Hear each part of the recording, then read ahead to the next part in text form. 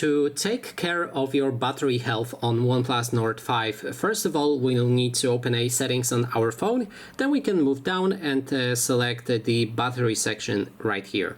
Next step is to go for your battery health, and then you can activate a few options that may help you preserve your battery life.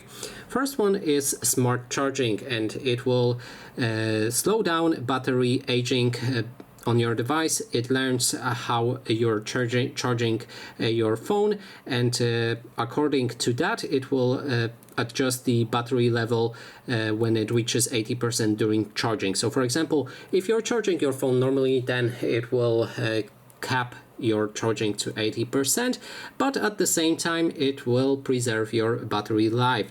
The same goes with the charging limit right here, and you can also resume charging at 95%. Charging automatically stops when the battery is fully charged and resumes when your battery level drops below 95%, and this one works when your phone is, for example, all the time plugged in to the charger. So that is everything. Thanks so much for watching, and if you like this video, please consider subscribing.